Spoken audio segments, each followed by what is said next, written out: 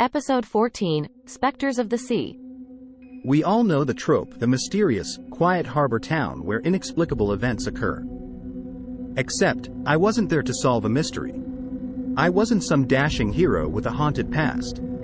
I was just a guy who needed a job, and luckily, there was a quaint little bar at the edge of the town, known as the Nautical Lullaby, that needed a new bartender. The Nautical Lullaby is a curious establishment, filled with a wealth of maritime lore. If you believed half the tales spun by the old-timers nursing their pints of beer at the counter, you'd be forgiven for thinking that the bar was the real center of the universe.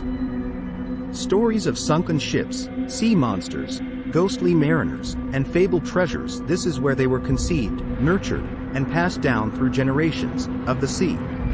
The Nautical Lullaby, however, was not a popular choice for the younger, human crowd. The primary patrons were of a more spectral kind, ghostly seafarers and maritime entities seeking respite from their eternal voyages. The owner, who was only ever referred to as the skipper, had a knack for handling these spectral clients.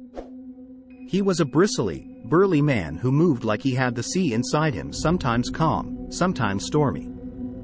It was never clear if he was human. His skin sometimes shone a deep oceanic blue, particularly when enforcing the bar's rules, which all customers, supernatural or otherwise, were obliged to follow. Despite the unusual clientele and my lack of bartending experience, I quickly adapted to the rhythm of the Nautical Lullaby. Most nights were peaceful, filled with the soft murmur of voices and clinking glasses. But on my first solo night, the tide brought in a visitor that etched an indelible mark in my memory. It was past midnight when I heard the door creak open. A figure cloaked in a soaked shawl stood at the entrance. As she neared the counter, I could see her clearly, a young girl, around 18 or so.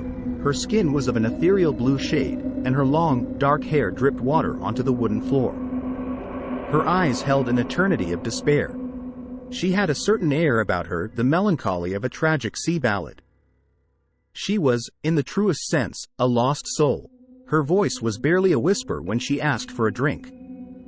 And when she failed to remember her name, my heart ached for her. I suggested a new name, Marina, to honor her ties to the sea.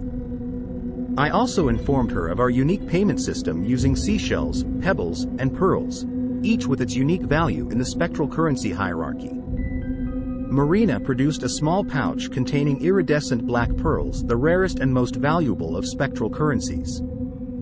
Payment for a single drink barely scratched her wealth. I served her a spectral brew, a concoction that warmed the spirit, and pointed her to a cozy corner. As the nights rolled on, Marina became a fixture at the Nautical Lullaby. She'd come in, wet and cold from her sea wanderings, and spend the night in the warmth of the bar, listening to tales of the sea from seasoned specters. The skipper took a liking to her and gave her a job as a server, which she embraced wholeheartedly. The regulars at the Nautical Lullaby often joke about Marina, the girl who washed in with the tide one night and never left.